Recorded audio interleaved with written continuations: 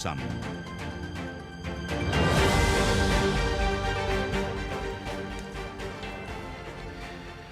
Son las 8:35, continuamos en Radio Análisis, esta hora de la mañana a través de la Radio Universidad de Chile en el 102.5 y en todas sus plataformas, a través de la red de radios que piensan, conectadas en todo el país, desde el norte hacia el sur, y también, por cierto, a través de todas las frecuencias de Uchile TV. Empieza el panel inmediatamente. Saludamos a Montserrat Rolano. ¿Cómo estás, Monse? Buenos días. Buen día, feliz de que estés acá en el estudio, por fin. Esto es un hito histórico en el año. Sí, acá hay que celebrarlo. No tiene mayor importancia, pero debo decir que la última vez que estuve sentado aquí fue el miércoles 6 de septiembre, que fue el día en que me accidenté algunas horas después. Así que ya puedo subir escalera. Estoy contento, Paulín Cantor, y de tenerte al lado. Bienvenida. Muchas gracias. Hola, Monse, muy contenta de estar acá y qué bueno tenerte acá también ya recuperado o más recuperado. Sí, pues, con la Paulín hemos estado decenas de veces por Zoom, así que qué bueno que estamos aquí juntos. Y le damos la bienvenida a la mirada joven, a la mirada desde las comunas. Aprovecho de decir que es periodista titulada de la Universidad de Chile también. A la concejala de Los Espejos, militante de Revolución Democrática, Javiera López. Javiera, bienvenida, gracias por sumarte a este panel. Muchas gracias, Patricio, bienvenido al retorno ya a la radio y también a Montserrat por el espacio, y esperamos que sea una conversación muy provechosa el día de hoy. Hola, Javiera, ¿cómo estás? Muy bien, ¿y tú? Además estamos los cuatro por primera vez, después de mucho tiempo. Sí. Y periodistas parece todo. ¿De veras? Además, ¿Cuatro periodistas? Sí. Periodistas. Bueno, no sé si eso es bueno o es malo, pero bueno. No sé, pero es difícil saberlo. Es lo que es. Sí. Hay hartos temas para hoy día y quiero partir con lo más reciente, que es lo que ocurrió en la tarde-noche de ayer, cuando el subsecretario Monsalve y luego el presidente Boric confirman que propondrán a José Antonio Viera-Gallo como embajador en Argentina. Ayer estaba toda esta interrogante, primero si es que el presidente iba a asistir al cambio de mando, eso se despejó bien temprano, y luego qué iba a pasar con el cupo vacante, ¿no?, que dejó Bárbara Figueroa. Se confirmó Viera-Gallo, que es alguien que conoce ese cargo y que en general le ha sido bien recibido ese nombre. Vamos a ver cómo le va en el ejercicio y si es que desde el otro lado aceptan también las cartas credenciales. Pero, ¿qué les parece esta designación, la decisión del presidente de ir? Y cómo proyectan también la relación de nuestro país con Argentina, considerando el contexto y lo que se avisora para ese país en las próximas semanas. Poli. A ver, yo creo, a mí me sorprendió el nombre, para bien, ¿Sí? Creo que es un buen nombre. Yo creo que acá había que buscar una persona que tuviera una larga trayectoria política, que de alguna manera para los argentinos también representara la posibilidad de mantener la política exterior que Chile ha mantenido siempre, que no sintiera que acá, digamos, iba a ser una política más bien de choque, sino que buscando cómo se podía lograr, ¿cierto?, una política más bien de entendimiento. Y en ese sentido yo creo que el nombre de José Antonio Viera-Gallo da tranquilidad, da estabilidad, da garantía, que yo creo que es lo más importante, que independiente de los gobiernos de turno, es que podamos tener una muy buena relación bilateral. Chile se ha destacado por tener una política exterior que siempre ha estado como por sobre el gobierno, en el sentido de, independiente del color, siempre del color político, siempre hemos mantenido una política exterior bastante estable, con un objetivo, digamos, planteado, una estrategia que yo creo que todos los gobiernos han ido siguiendo, porque finalmente es cómo logramos las mejores propuestas y oportunidades para Chile y a la vez cómo aportamos en el concierto internacional. Entonces yo creo que es un nombre que da tranquilidad, que da garantía y que yo creo que lo va a hacer bien. Yo creo que tiene mucho oficio y tiene experiencia, y yo creo que eso hoy día se valora mucho.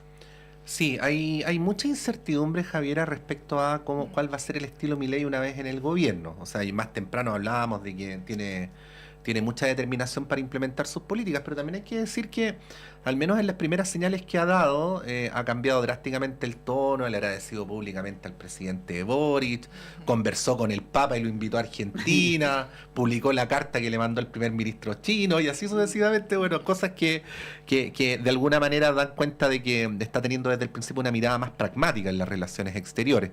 Pero bueno, en ese contexto, ¿no? El nombramiento de Viragallo y también lo que deberíamos esperar de los tiempos que vienen, vuelvo a insistir, Paulín, tú lo entenderás bien, independientemente de las opiniones que uno tenga sobre La Libertad Avanza, es un partido nuevo, es gente que no ha tenido responsabilidades de Estado, por lo tanto ahí es muy natural y comprensible un signo de interrogación. Javiera.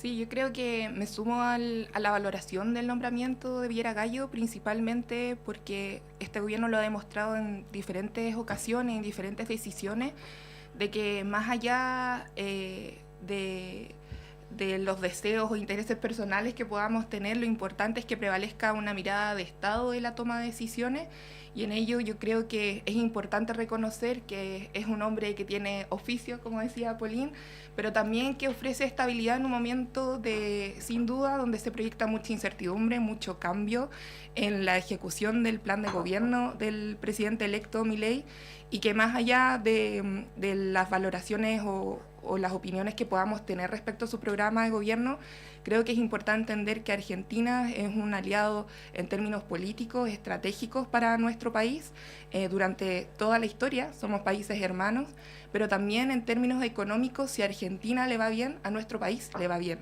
Y yo creo que también hay que entendernos como parte de una región que también está muy interconectada entre sí, y que es importante también entender que las consecuencias y el vínculo que podamos establecer durante los próximos años también va a tener consecuencias en el resto del continente. Y entonces creo que hay que tener perspectiva de largo plazo en lo que lo que se va a ejecutar, pero que también podamos observar con mesura estos primeros días, porque nosotros también hemos aprendido durante estos primeros años que otra cosa es con guitarra, y que los anuncios que realizó el presidente electo hoy día, Milei, pueden provocar shock en la ciudadanía, pero también tenemos que ver cómo eso va a ir haciendo sentido en los propios ciudadanos argentinos y cómo efectivamente este plan de gobierno que él propone se va a poder ejecutar o no.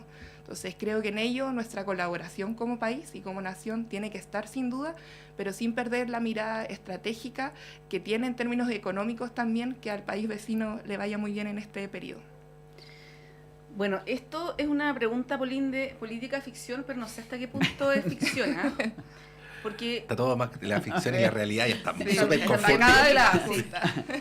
La realidad está claro que supera la ficción. Bueno, sí, sabemos harto de eso en Chile. Pero durante la campaña y antes, Milei tuvo palabras muy duras contra el presidente Boric, ¿no? Bueno, hay varias que se me vienen a la mente, pero la lista es larga. En el caso que eso ocurra, Patricio dice bien que ha cambiado el tono, ¿no? Pero en caso que eso ocurriera ahora ya siendo el presidente, respecto de otro presidente, ¿cómo ves el escenario? Porque, insisto, es política ficción, pero viniendo de Milei no sería algo muy extraño de que tuviera epítetos como los que ha tenido en el pasado respecto del presidente Boric. ¿Cómo debiéramos reaccionar también como país respecto a una situación de esas características? Porque ahora, claro, se le ha bajado un poco el perfil, ¿no? Era candidato, era otro Milei, pero ahora ya es distinta la cosa. ¿Cómo lo ves? A ver, yo creo que uno, como siempre dicen, otra cosa es con guitarra y otra cosa es cuando estás en el cargo. Todos sabemos qué sucede. Yo creo que hay dos distinciones que hoy día hemos aprendido que son bien claras. Uno, cuando son candidatos, se dice de todo, sin, digamos, tener por detrás, asumir que eso tiene sus consecuencias, sino que se lanzan frases, eslóganes, porque se siente que de esa forma se conecta con distintos públicos, y lo mismo pasa con los parlamentarios, que dicen cosas a lo largo de su carrera, que muchas veces después no se dan cuenta de eso, cómo les va a gatillar al revés a la hora que están en otros cargos. Y yo creo que es algo que hemos visto mucho, lo que ha pasado con el presidente Boric y con el diputado Boric. En el fondo, las contradicciones que hemos visto que se han dado en forma, digamos, permanente. Entonces, lo mismo digo con Milei. Yo creo que uno fue el candidato Milei y yo creo que otro va a ser el presidente Milei. No sé si eso es lo que uno quiere de alguna manera esperar que sea así. Y tú ves que ya ha ido cambiando su discurso. Yo creo que el respeto es lo más importante entre los países, y uno no puede descalificar a otro presidente que fue democráticamente electo, y por lo tanto uno tiene que respetar la soberanía, los límites de los países, y en ese sentido evidentemente lo primero que uno pide es respeto hacia sus autoridades. Pero yo creo que hoy día Milei además es tan grande el problema y el hoyo en el que está Argentina, que si tú ves, él ya está preparando el terreno diciendo que están en la peor crisis de la historia, lo difícil que está la situación, porque yo creo que para poder salir adelante, los argentinos van a tener 6 meses o un año muy difícil, que fue lo que Macri no se atrevió a hacer. Macri empezó a hacer cambios en forma paulatina para que el shock no fuera tan grande. Sí, pues lo criticaron harto por gradualista. Y al final no logró generar los cambios que se requerían. Entonces, estos cambios yo creo que van a ser con mucho dolor, van a ser muy complejos, porque tú de verdad tienes un sistema que está quebrado. Es digamos, lo que le pasó a Pato con su pie. Está más quebrado que tuvo tu pierna, que pasar por mucho por dolor para poder recuperar su pie y estar ya, bien ahora. No te rías de mi accidente, pues, Poli. No, está bien. Qué bueno, hiciste el puente perfecto, porque si bien Milei ha moderado el tono en política internacional, en política interna no, para nada. Voy a leer cosas que ha dicho después de que ganó. Todo lo que pueda estar en manos del sector privado va a estar en el sector privado, ¿no? Dijo ayer, se vienen 6 meses que serán muy duros. Su jefe de asesores económicos dijo, hay que sufrir, van a tener que sufrir, no hay más remedio. Y dentro de los anuncios que se han hecho, no en campaña, no en estos videos antiguos de Milei gritando esas cosas que no podemos decir en la radio, digo, después del triunfo, ¿no? Ajuste, eliminación de subsidios, cese de obras públicas, privatización de la televisión pública, la radio pública, la agencia de noticias, Aerolíneas Argentinas y en el mediano plazo YPF. Todas estas cosas las ha dicho desde el domingo en la noche en adelante, no antes. Bueno, ¿cómo ven ese escenario? Porque en democracia no basta con la voluntad del presidente de la República, por mucho que tenga la razón, inclusive. Javiera. Sí, yo creo que todo lo que mencionas es preocupante, o al menos a mí me hace pensar mucho en la incertidumbre que van a vivir los argentinos y argentinas durante los próximos meses. Y yo creo que en ello nosotros como país y también desde este otro lado entendemos que durante el último tiempo el mundo en general lo ha estado pasando muy mal por diferentes situaciones en materia económica, en materia de guerras inclusive, pero creo que también ya hemos vivido en nuestro país las consecuencias de poder privatizar una serie de accesos a derechos sociales, ¿no? En materia de pensiones, en materia de salud, educacionalmente, y vemos también lo difícil que ha sido luego de largo tiempo y largas décadas poder volver a poner un Estado que esté presente en la regulación de aquellos servicios, pero también en entender que el Estado nunca, por más de que Milei entiendo que se comparaba con el sistema de inversiones de Chile, el Estado en la ejecución de políticas públicas y de obras públicas, que entiendo también que Milei quiere apretar el cinturón al máximo, hacer desaparecer todas las instituciones públicas y que el mundo privado tenga protagonismo, el Estado tiene una responsabilidad ahí de poder resguardar la correcta ejecución de esos recursos y evitar que vayan donde tienen que ir, que es a los argentinos y argentinas. Entonces creo que tenemos que estar observando ese proceso porque es un experimento, yo lo veo, es un proceso inédito, muy pocos países han logrado implementar esta cultura más liberal, ¿no? En términos de plan de gobierno, y creo que hay que observarlo con mesura, con responsabilidad, pero también creo que el sistema de inversiones en Chile logra poner el acento e incorporar el rol de las comunidades en la priorización de los recursos. Entonces creo que el modelo que piensa Milei, donde el Estado desaparece, no es tal, y eso lo hemos visto, por ejemplo, y yo lo veo en mi comuna, donde nosotros necesitamos, por ejemplo, que se implemente una luminaria, que se implemente la pavimentación de una cierta calle. No es solo el mundo privado ejecutando los proyectos, es también la opinión de los vecinos, del municipio, y la colaboración pública-privada nunca puede desaparecer cuando uno ejecuta o es parte del gobierno y tiene que gobernar, básicamente. Entonces creo que mesura también con comparar el modelo chileno con el argentino, pero nunca olvidar o perder de vista que finalmente yo creo que la desazón que tienen los argentinos y argentinas tiene que ver con que tal vez parte de los recursos no estaban yendo a las prioridades que ellos definieron y definen, y que tiene que ver con la preocupación por el tema económico. La inflación es terrible, pero también hay otras agendas como seguridad que lo compartimos acá y en las cuales ese gobierno se va a tener que hacer cargo. Bueno, harto que hablar sobre Argentina. No sé, Pauline, si tienes algo que agregar, porque los quiero llevar a un tema totalmente distinto, de esto de política local. No, yo creo que solo agregar que la tiene muy difícil, Milei, porque tienes una economía y un país que está destruido. Entonces, efectivamente, yo creo, y además, un Estado quebrado. Entonces, yo creo que tiene que buscar justamente cómo va a lograr ese punto de equilibrio entre volver a darle un rol preponderante al sector privado, que vuelvan las inversiones. Si Argentina tiene un problema que es gravísimo, nadie quiere invertir un peso, porque además como inversionista no puedes ni siquiera sacar los recursos después. Entonces, ¿cuál es la razón por la cual quieres ir a hacer una inversión allá? Entonces, yo creo que tiene que ir justamente viendo, equilibrando, sin perder siempre el rol, cierto, fiscalizador que tiene que tener el Estado. Pero ojo, que en Argentina además tienes un problema que es grave y del cual nosotros tenemos que preocuparnos, que poner un coto a ese, que es el tema de la corrupción. ¿Qué sacas tú con tener un Estado a cargo de fiscalizar, de controlar, si al final es más corrupto que cualquier otro actor? ¿Qué es lo que pasa en Argentina? Entonces no hay ni una confianza en el rol del Estado en poder fiscalizar, en controlar. Y yo creo que nosotros en Chile tenemos que cuidar mucho que eso no lo perdamos nunca, porque eso es fundamental. Sí, ya vamos a hablar del tema de la corrupción, que tenemos algunos casos aquí en nuestro país bien igual recientes. Igual tenemos techo de vidrio, pero bueno, Sí. ya, No, por eso digo, lamentablemente. tenemos casos, Sí, y muchos, más Sí. de lo que nos gustaría. Bueno, pero los quiero llevar a otro tipo de delincuencia, ¿no? Que es el debate sobre la seguridad pública, la migración, que de alguna manera están asociadas. Sabemos que son cosas totalmente distintas, pero están vinculadas en la figura particularmente de la ministra Toa, que ha sido bien criticada durante esta semana. Se le ha cuestionado por un meme, literal, ¿no? Con un megáfono en el norte, donde se planteó que era un poco ridículo, ¿no? Las soluciones que se estaban ofreciendo para el ingreso irregular de migrantes. La ministra ha aclarado que eso no es parte de esta estrategia.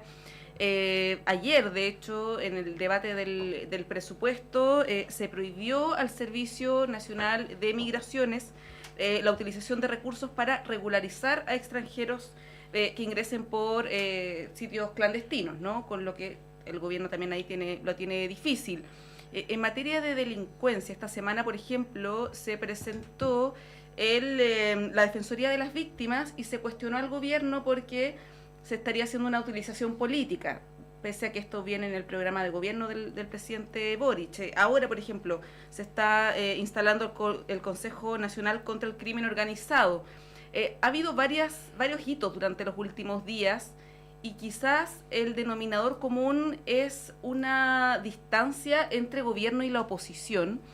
Y algunos plantean que hay una falta de colaboración por parte de la oposición. De hecho, el mismo presidente Boric lo planteó esta semana a propósito de lo que ocurrió con el ingreso irregular de muchos migrantes en el gobierno anterior y una falta de colaboración. El gobierno ha invitado a la oposición en 2 instancias distintas y no ha participado.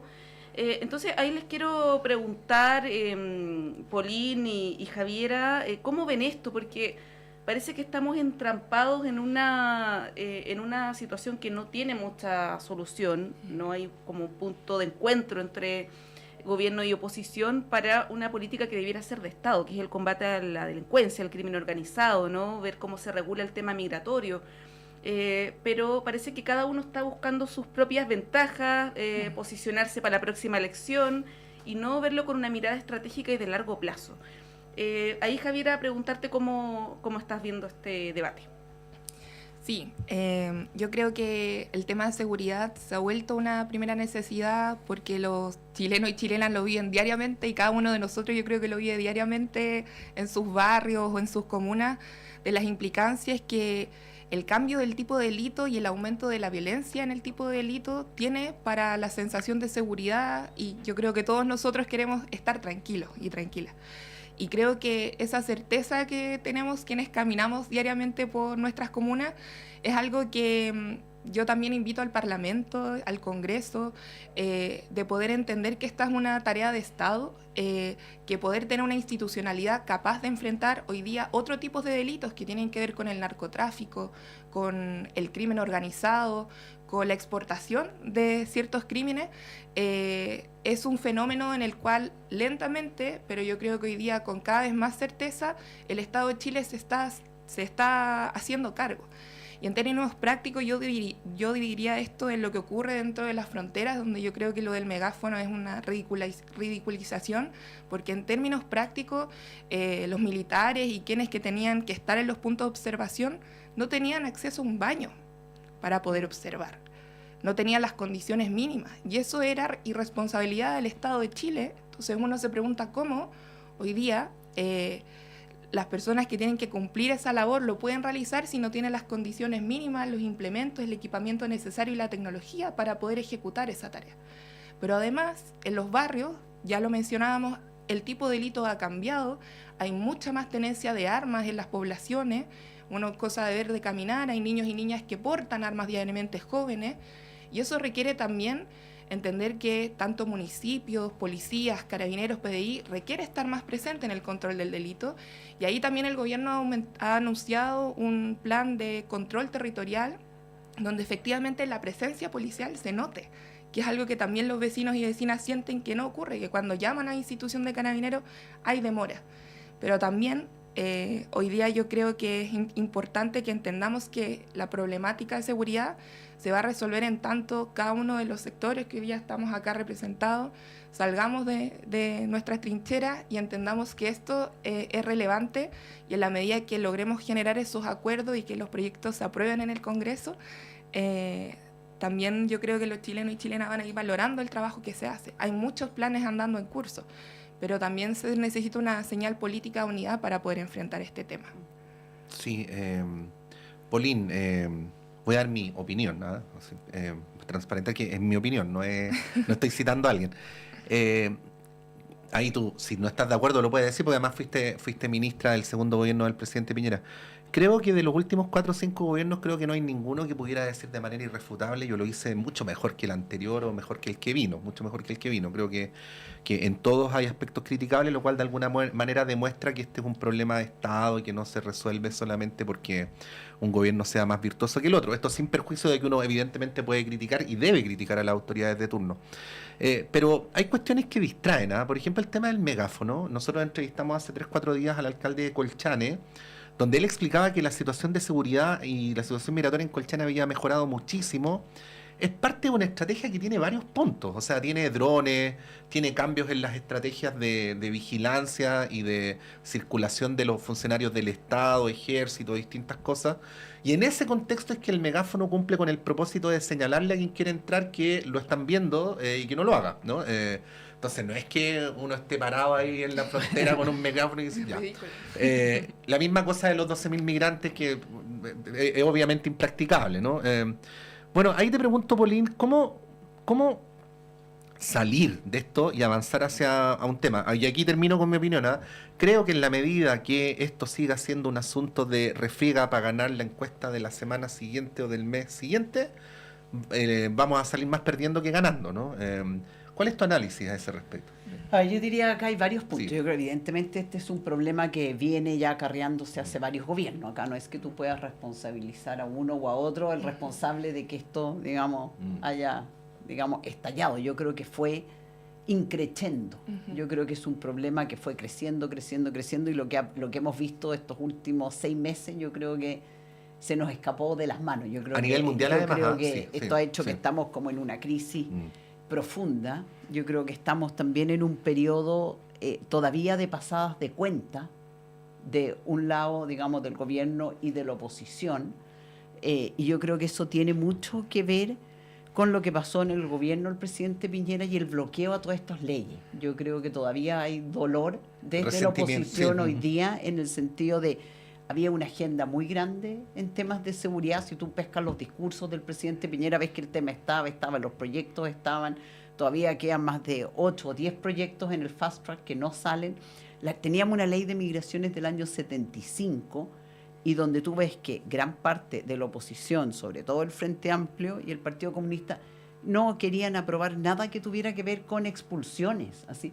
Entonces yo creo que todavía hay, como dice, hay un resentimiento, hay un dolor de decir acá no nos permitieron avanzar en esto y tomar medidas que en ese minuto a un grupo le parecían muy drásticas, pero que hoy día tú ves que están todos hablando más bien de un tema de cuántos migrantes irregulares hay que expulsar, pero ya nadie está dudando si es que la expulsión es necesaria o no. Está claro que un migrante irregular tú lo tienes que sacar del país, sobre todo aquellos que están cometiendo delitos.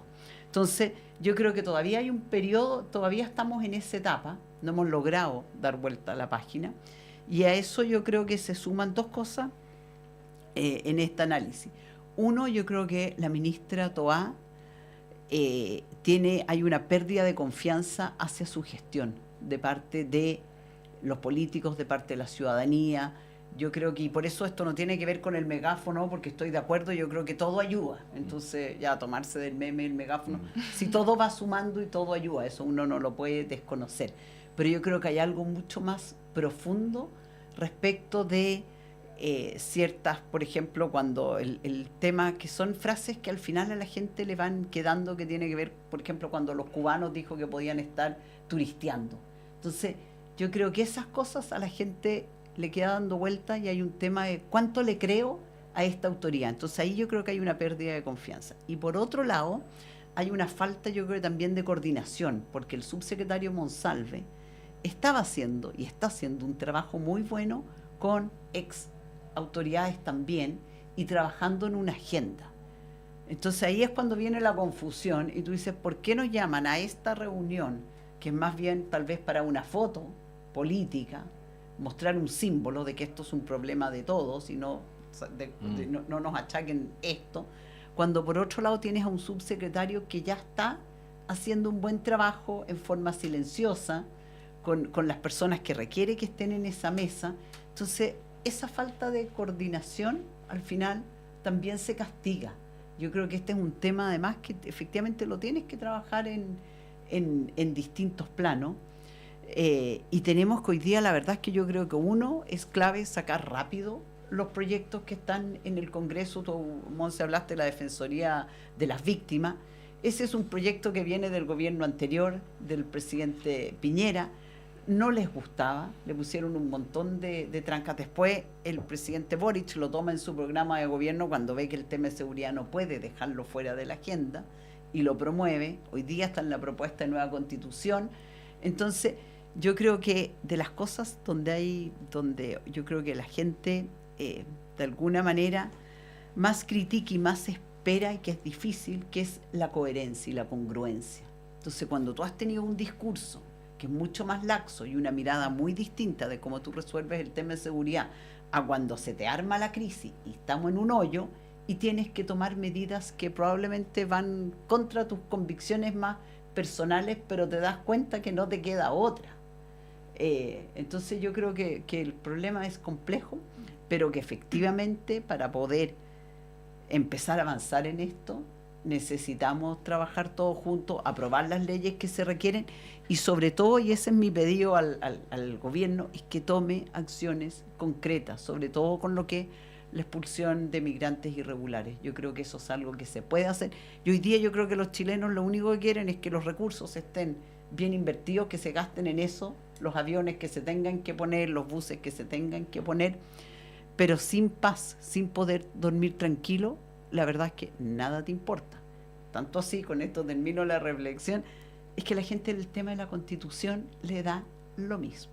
Está totalmente desafectado y dicen, déjenme dormir en paz. Y es algo transversal. Así yo personalmente en la noche me da susto salir sola. Ya no me da susto tomar mi auto, porque tú sabes todos los días de alguien que fue asaltado y ya con pistola. Si ya no es que te quiten el auto a empujones. Entonces cuando uno anda asustado...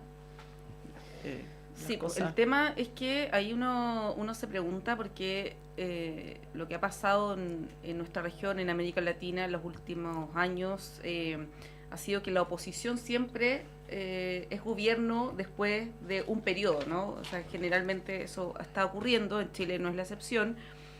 Por lo tanto, ahí uno se pregunta si es que vamos a estar constantemente con esta pasada de cuenta de que tú no me aprobaste esto, de que tú tenías tal postura o me criticaste.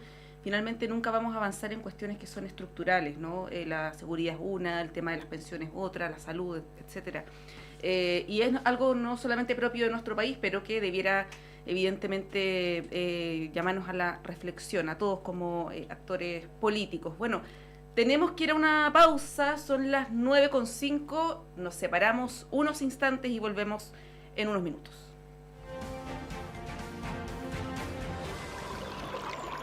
Aguas Trayén o Cascada en Mapudungún es la mejor agua purificada con tecnología de última generación. Para más información, visite su página web www.aguastrayen.com.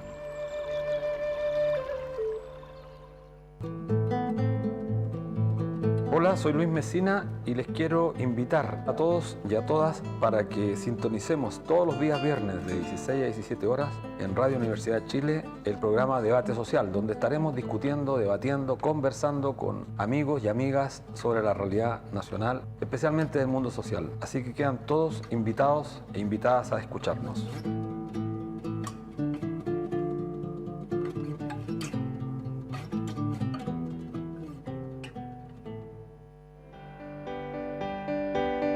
Radio Universidad de Chile los invita a escuchar Herencia y Coherencia, historias que cambian vidas, un programa del Centro Desarrollo Sistémicos CERVAL, conducido por Susana Muñoz Aburto. Escúchenos todos los sábados de 14 a 15 horas en el 102.5 FM Radio Universidad de Chile.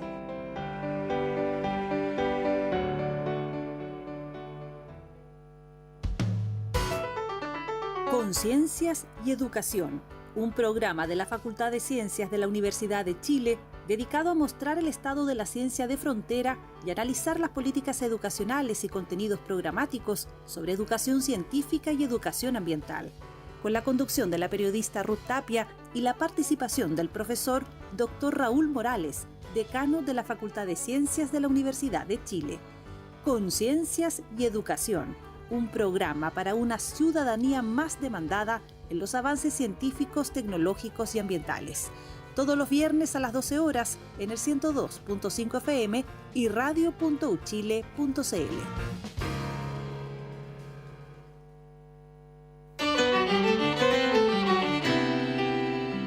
Este jueves 23 de noviembre a las 19:30 horas se presenta nuevamente en Sala Máster la destacada cantautora nacional Carmen Prieto Monreal, lanzando su nuevo trabajo discográfico titulado Señora del Tiempo y que tributa a Silvio Rodríguez, uno de los más relevantes trovadores iberoamericanos.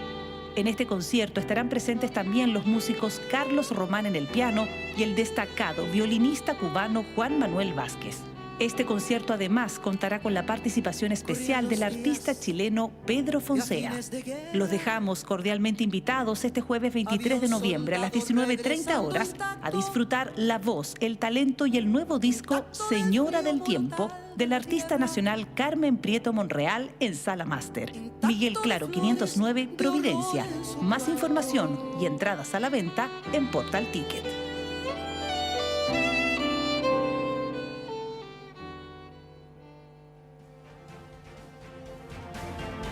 El Departamento de Prensa de Radio Universidad de Chile trabaja para mantenerlo informado. Radio Análisis, una transmisión conjunta de las radios que piensan.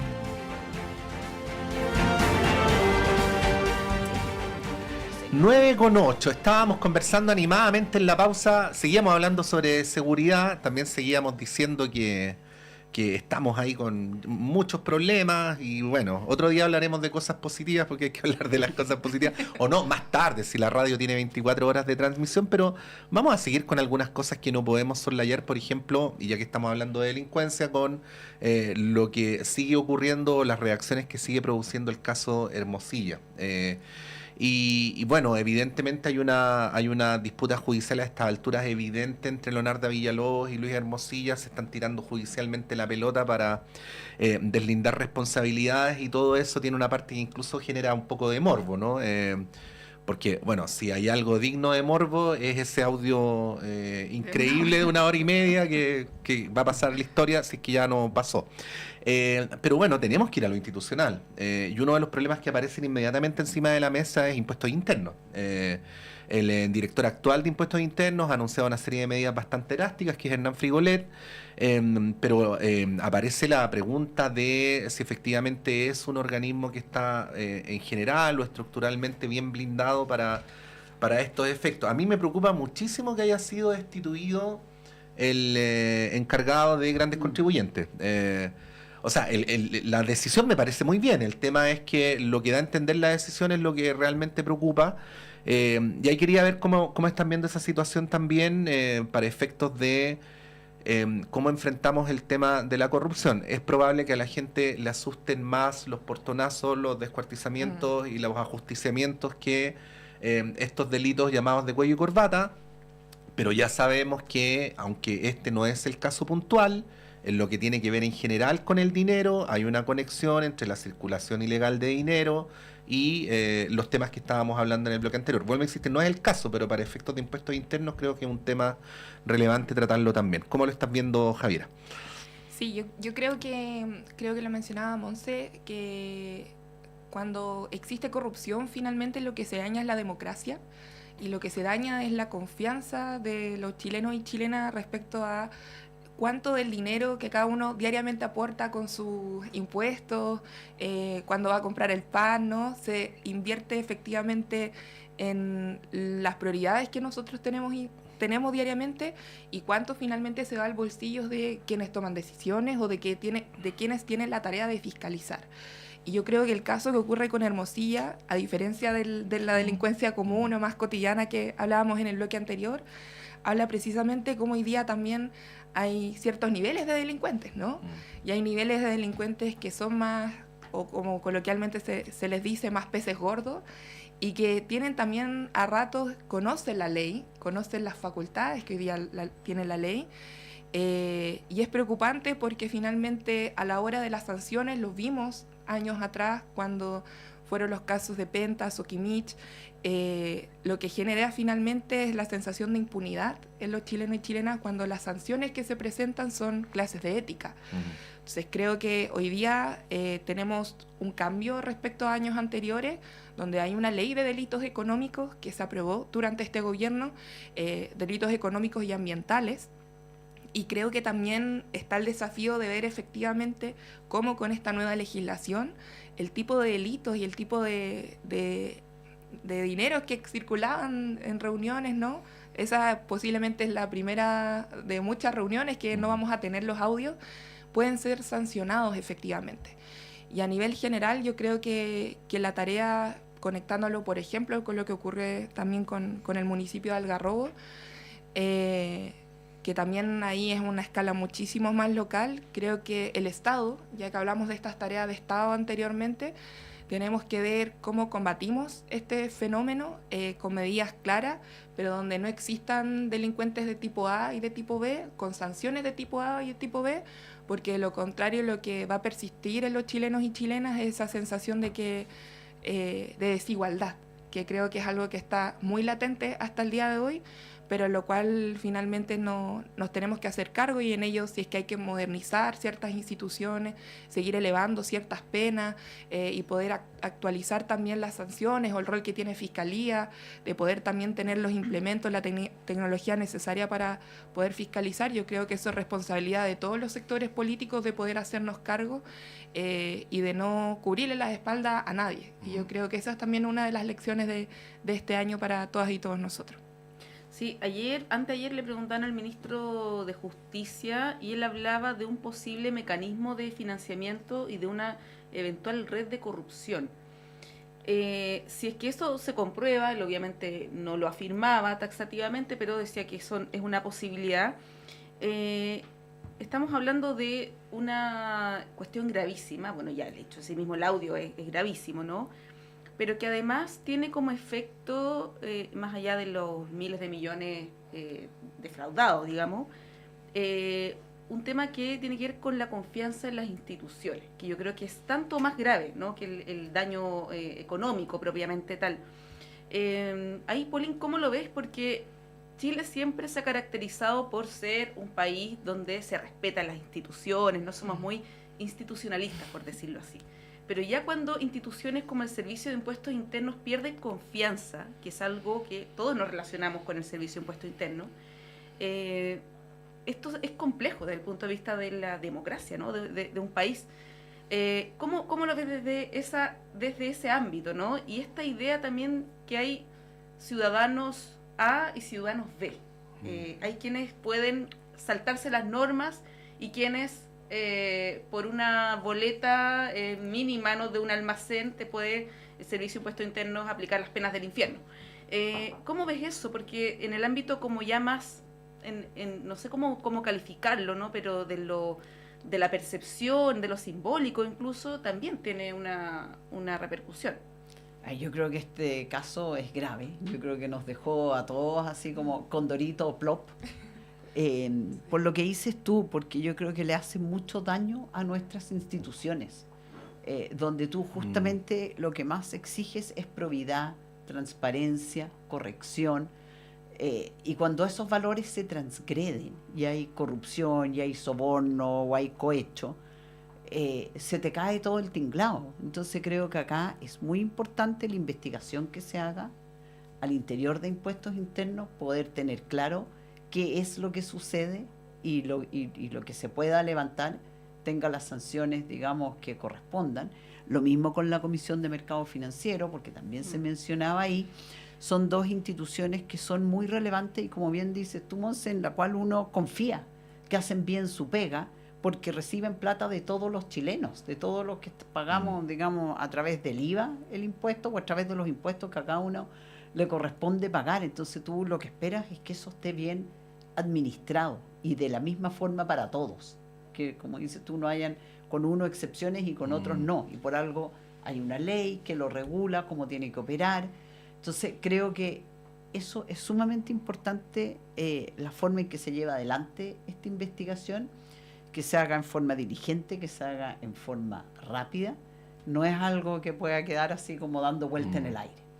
Y lo mismo, por eso, y traigo acá, en el fondo lo pongo también como ejemplo, que siento que en el caso convenios, por ejemplo, que hay mucha plata, creo que llevamos como en 30.000 millones de corrupción o de fraude al fisco con respecto a platas públicas, siento que igual se ha ido avanzando un poco lento, que tú esperarías que en el fondo se hayan tomado ya en el fondo haya más información respecto de cómo se gastó esas plata, las sanciones que van a haber. Yo encuentro que acá también tienen que haber sanciones muy relevantes para aquellas personas que hicieron mal uso de fondos públicos, que es mucha plata. Así que a alguien le pasen 400 millones de pesos y que esa plata esté gastada en cualquier cosa menos lo que se tenía que gastar, tú dices, no puede ser, no se puede aceptar.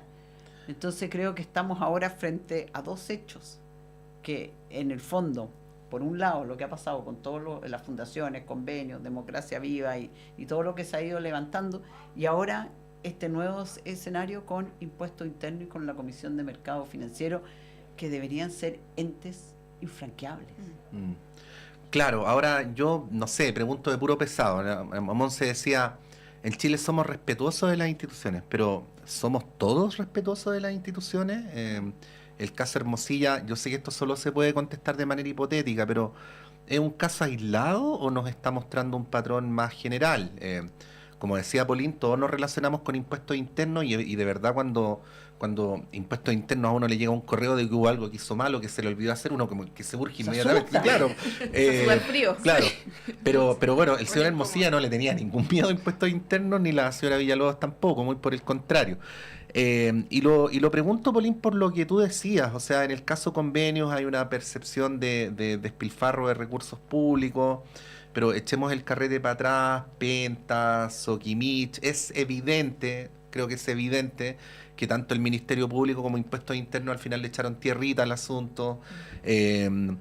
Cuando los grandes grupos económicos contaminan, no pasa nada. ¿Qué le pasó al Grupo Angelini con lo de los cines en Valdivia? Nada. Con la contaminación del Grupo Luxich en Pelambres, nada.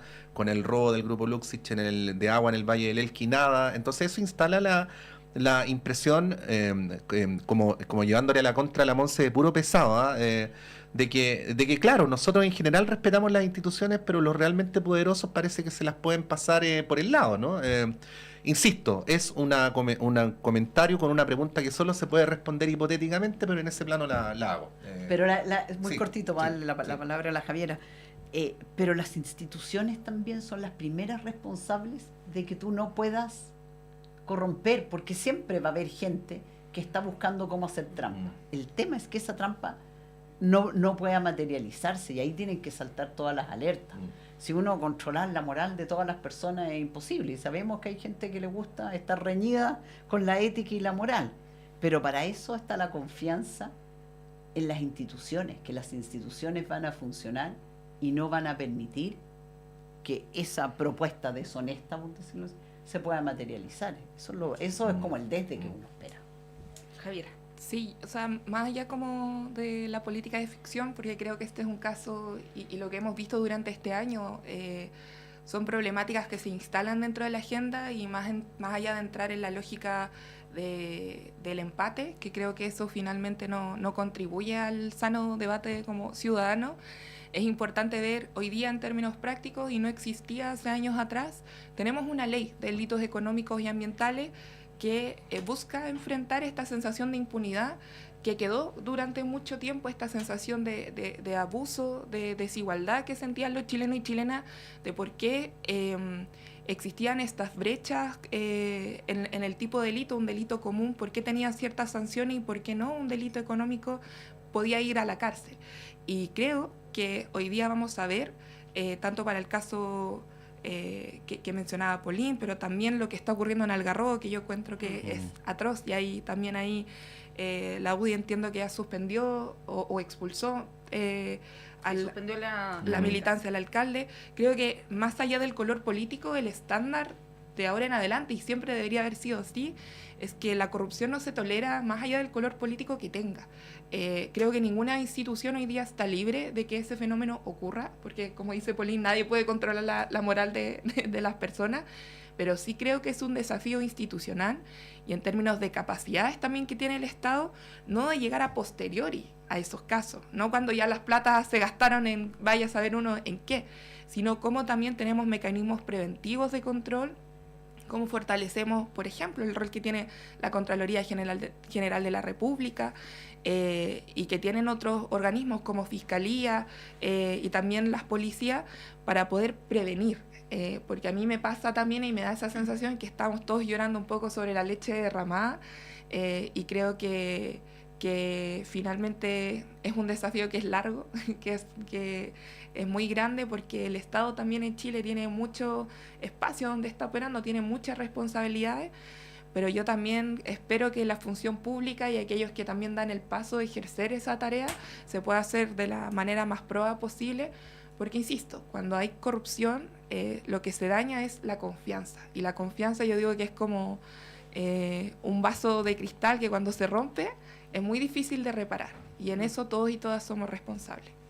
Bueno, lo dijo Javiera, el caso del alcalde de Algarrobo, que es bien burda la situación, si uno lo analiza, además esta relación de pareja que tuvo con la tesorera. Ahora, mientras más burdo, más grave, porque parece que era re fácil como hacer un giro y mandar plata por otra parte. Claro, el tema que uno se pregunta es qué pasó con los controles para que se pudieran defraudar más de 1.000 millones de pesos. ¿Viste que el primer giro fue hace como 4 o 5 años atrás? O sea, nadie se dio cuenta. ¿No? Y además, ¿dónde se gastó la plata? En viajes, en vehículos, etcétera. ¿Qué te parece esto, Polín? Porque, de nuevo, el tema de la corrupción instalada en los municipios, y esto es bien transversal, de más allá que uno puede hacer cierta estadística, uno en redes sociales que había quienes apuntaban a la UDI particularmente, pero más allá de eso, el tema de la corrupción en los municipios es algo que viene hace mucho tiempo y que nadie se ha hecho cargo. De hecho, no sé si fue María Jara Quemada que planteó que esto hay muchas propuestas para regular esto vía legal, pero que no se han recogido por parte del Parlamento, de los gobiernos de turno. ¿Qué pasa con esto? ¿Qué se puede hacer? Y bueno, si tienes algún comentario de este caso que, como digo, es medio absurdo, pero bueno, gravísimo. Sí, ¿no? Yo creo que el caso es gravísimo, como dices tú, llega a rayar en lo absurdo de cómo se hacía estos fraudes, cómo sacaban la plata. Y por lo mismo, yo creo que nosotros, yo creo que en términos de instituciones públicas, las que tienen menos regulaciones asociadas es el mundo municipal, sobre todo a través de las distintas corporaciones que van generando, porque no tenían regulación, hoy día ya están bajo la ley de transparencia, pero yo creo que hoy día también nosotros tenemos que empezar a usar la tecnología a nuestro favor, y yo creo que todo lo que tiene que ser rendición de cuentas del Estado debería hoy día estar hecho a través de procesos, tal vez incluso con inteligencia artificial, linkeados directamente a impuestos internos, en que tú aprietes un botón y sepas exactamente, por ejemplo, una fundación X se ganó un fondo y tú vas inmediatamente, te puedes meter ahí y vas a ver cuántos los sueldos que se pagan, en qué se está gastando la plata.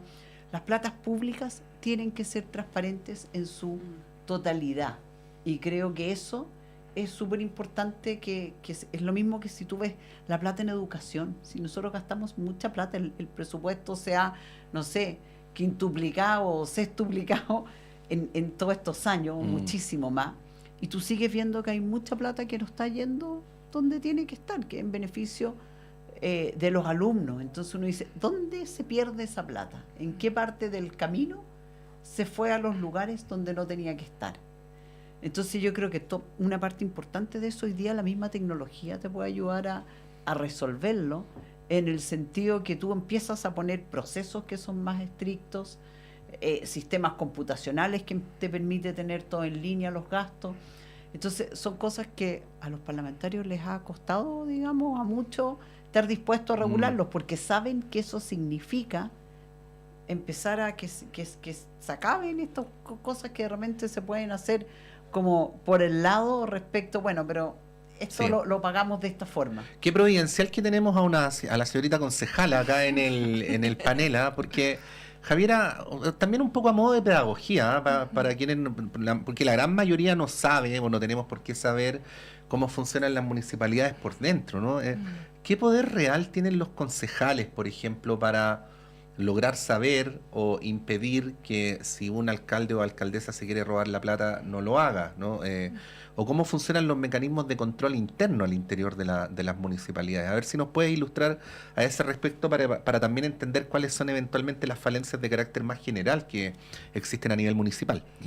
Sí, dentro de los mecanismos Bueno, gracias por el pase. Yo creo que, antes de explicar, creo que es muy doloroso lo que ocurre en Algarrobo, porque 1.000 millones de pesos significa, bueno, el presupuesto total del municipio son 16.000 millones de pesos. Mucha plata. Entonces, mucha parte de la torta, si es que lo vemos en términos prácticos.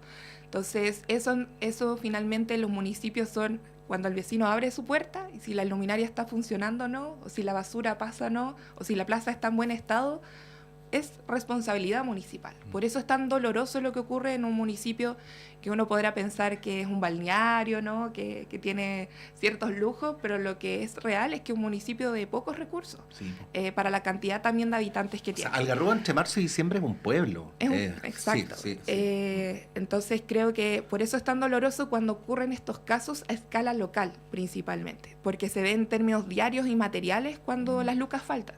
Y respecto a los mecanismos, yo creo que hoy día hay un proyecto de ley anticorrupción municipal que está en el Congreso. Yo espero que se le dé la máxima celeridad posible, porque si bien hoy día los municipios han mejorado, yo creo, su mecanismo de transparencia. Ocurre lo que planteamos nosotros anteriormente, que los casos o las y los concejales llegamos posteriormente, en muchos casos, cuando ocurren los hechos, y no tenemos esa capacidad tal vez más preventiva de poder observar. Y eso ocurre porque, tal como en Chile hay un sistema hiperpresidencialista, también tenemos un sistema, yo lo digo de este modo, como hiperalcaldicista, ¿no? Donde el poder se concentra en los alcaldes y donde también se busca una voluntad política, ¿no?, de colaborar y de aperturar también los procesos de fiscalización. A veces eso no está permitido. Vemos lo que ocurrió también con Renaico, ¿no?, donde tenemos personas soberbias que ejercen el poder y le hacen un daño finalmente a sus comunidades. Nosotros podemos fiscalizar los estados y balances financieros, estamos en época de aprobar y revisar los presupuestos municipales, donde podemos pedir las boletas, ¿no?, o las rendiciones con los diferentes oferentes que concurren a las licitaciones, pero diariamente se está en la magnitud de recursos en la cual pasan por los consejos municipales los proyectos, que creo que nuestra institucionalidad tiene que ponerle foco y no pensar que el delito que ocurre en el municipio es de menor escala. Nosotros en Los Espejos lo vimos, hay recursos de educación, miles de millones de pesos que no se fueron a reparar las ventanas de las escuelas. Veíamos cómo llegamos cuando habían ratones en la sala de clase, los niños y niñas de diferentes poblaciones de la comuna, y eso es doloroso, porque finalmente impide que el resto de la sociedad avance y algunos se llevan la plata para su bolsillo. Y yo creo que ahí es necesario que lo veamos, insisto, nuevamente con una política de Estado, pero que finalmente la corrupción no solo daña a la democracia, sino que afecta a las personas más pobres de Chile. Pero te puedo hacer ahí una pregunta, puede ser a veces que muy breve, porque estamos... Muy breve nomás.